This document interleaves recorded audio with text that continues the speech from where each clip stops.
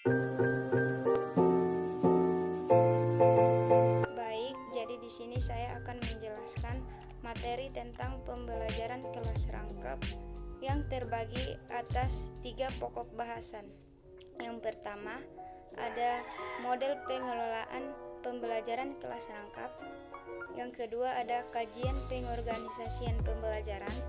Yang ketiga, ada lingkungan sebagai sumber belajar. Nah, langsung saja kita masuk pada model pengelolaan pembelajaran kelas rangkap. Model pengelolaan pembelajaran kelas rangkap adalah pendekatan yang mengintegrasikan lebih dari satu jenjang atau kelompok usia dalam satu ruang kelas.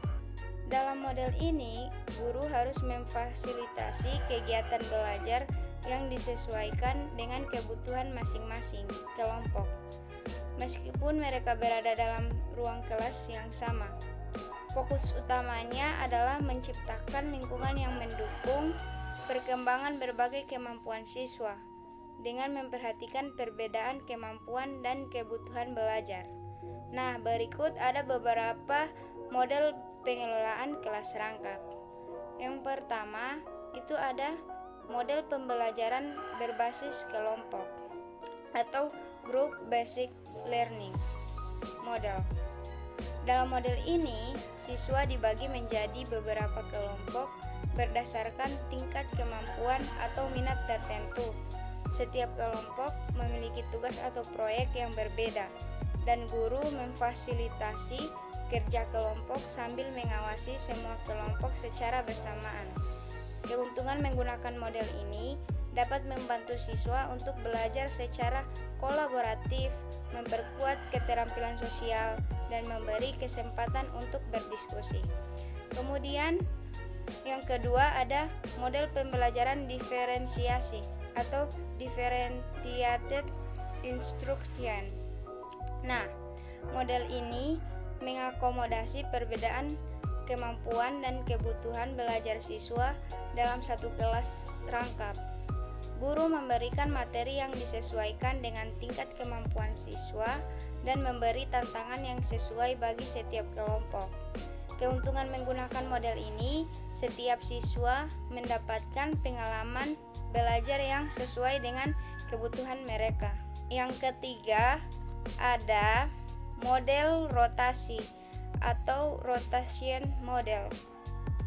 Dalam model ini, siswa dibagi dalam kelompok dan bergantian melakukan aktivitas yang berbeda di stasiun-stasiun pembelajaran. Misalnya, satu kelompok melakukan diskusi, kelompok lain melakukan kegiatan praktek, sementara kelompok lainnya belajar dengan teknologi. Nah, keuntungan menggunakan model ini dapat memberikan variasi dalam metode pembelajaran, mencegah kejenuhan, dan memungkinkan guru untuk mengawasi dan memberikan perhatian pada setiap kelompok. Kemudian ada model pembelajaran kooperatif atau cooperative learning. Nah, dalam model ini siswa belajar bersama dalam kelompok kecil dengan tugas yang saling bergantung antara anggota kelompok. Ini mendorong siswa untuk bekerja sama dengan memecahkan masalah atau menyelesaikan proyek. Keuntungan menggunakan model ini dapat meningkatkan keterampilan komunikasi dan kerjasama antar siswa serta memungkinkan guru memberikan instruksi lebih berfokus pada kelompok tertentu. Kemudian yang kelima ada model pembelajaran berbasis proyek atau project based learning. Nah, dalam kelas rangkap, proyek yang kompleks diberikan kepada kelompok siswa yang terdiri dari berbagai tingkat kemampuan. Proyek ini bisa berupa penelitian, presentasi, atau karya seni dan dilakukan selama periode waktu tertentu.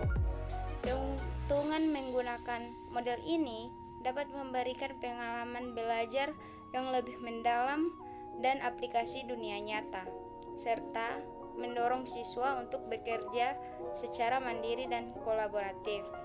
Yang keenam itu ada model pengajaran berbasis teknologi atau blended learning. Model pembelajaran ini dapat menggabungkan pembelajaran tatap muka dengan pembelajaran daring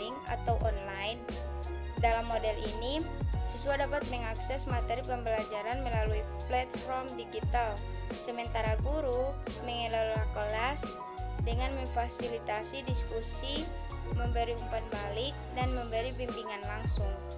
Keuntungannya menggunakan model ini dapat mempermudah pengelolaan kelas rangkap, memungkinkan penggunaan waktu yang lebih efisien, dan memberi fleksibilitas lebih kepada siswa.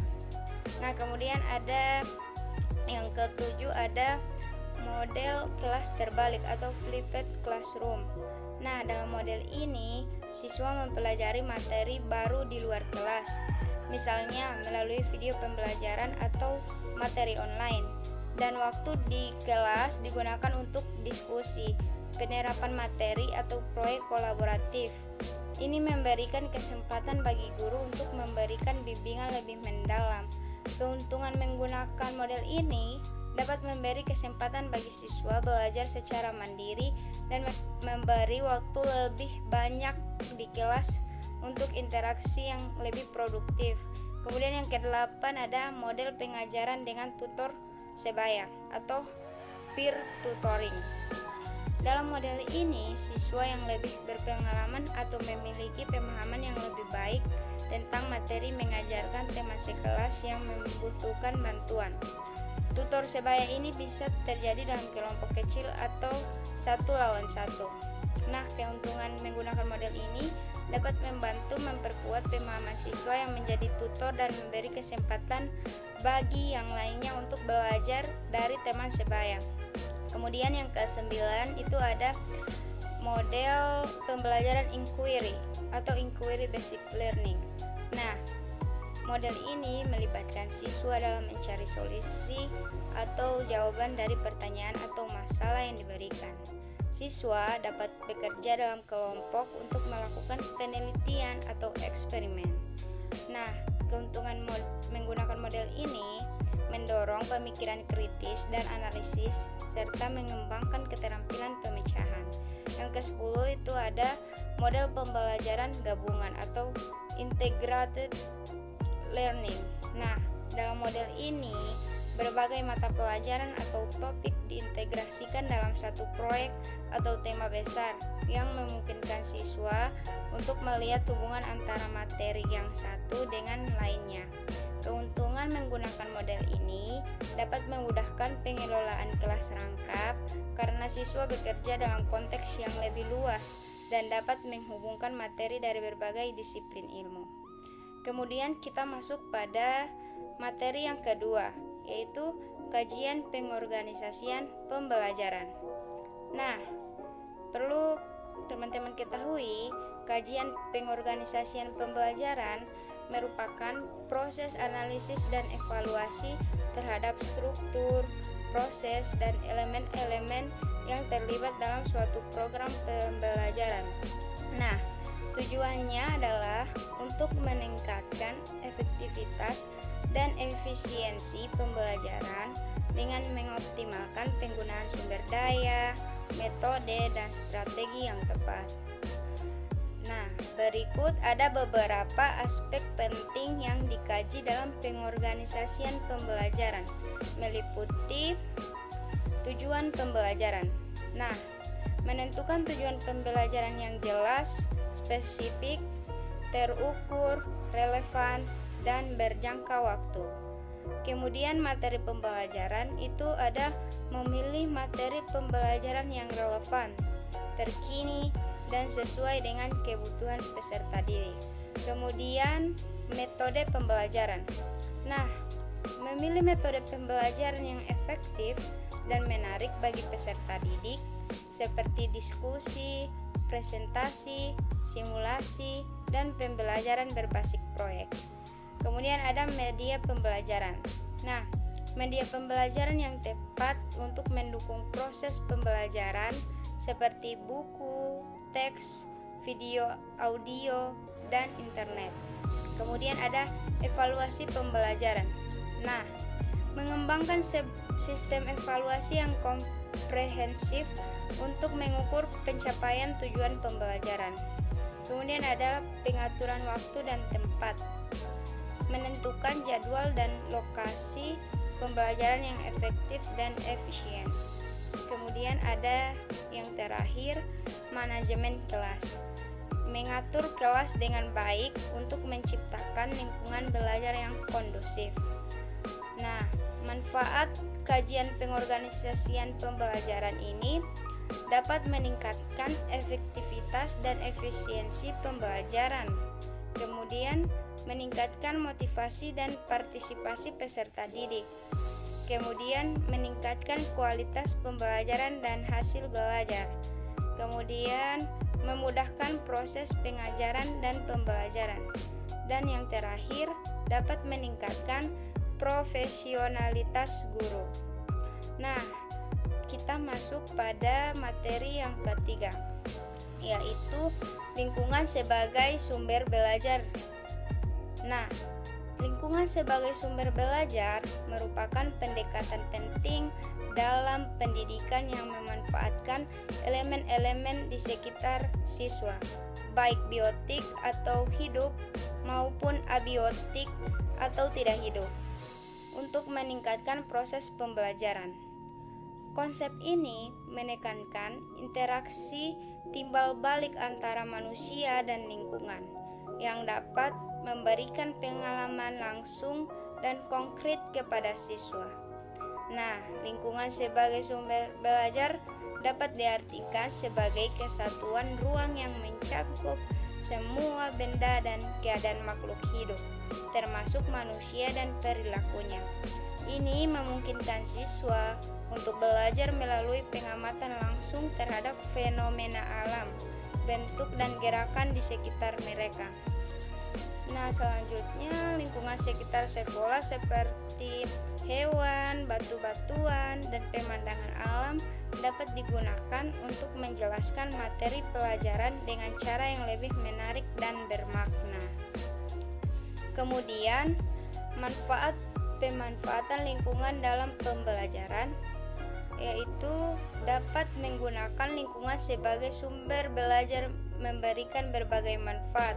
Antara lain, itu ada meningkatkan hasil belajar. Siswa yang belajar dengan memanfaatkan lingkungan cenderung lebih aktif dan terlibat dalam proses pembelajaran. Kemudian, meningkatkan motivasi. Nah, pembelajaran di luar kelas dapat mengurangi kebosanan dan meningkatkan antusias siswa. Kemudian ada pengalaman nyata. Siswa mendapatkan pengalaman langsung yang membantu memperkuat pemahaman mereka terhadap materi pelajaran. Nah, kemudian ada perkembangan kognitif dan emosional. Lingkungan sebagai sumber belajar mendukung perkembangan kognitif, emosional, fisik, serta keterampilan sosial siswa. Kemudian, implementasi dalam pendidikan.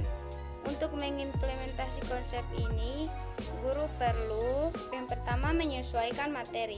Nah, menilai materi pelajaran agar sesuai dengan kurikulum dan relevan dengan lingkungan sekitar. Yang kedua, mengaitkan dengan materi pembelajaran. Ini dapat memanfaatkan elemen-elemen lingkungan untuk menjelaskan konsep-konsep dalam pelajaran seperti sains, matematika, atau sosial. Kemudian, yang ketiga ada kolaborasi dengan komunitas. Ini dapat mengundang anggota komunitas lokal untuk memberikan wawasan tentang pelestarian lingkungan, dapat memperkaya pengalaman belajar siswa. Sekian, hanya itu saja materi yang bisa saya jelaskan pada video kali ini.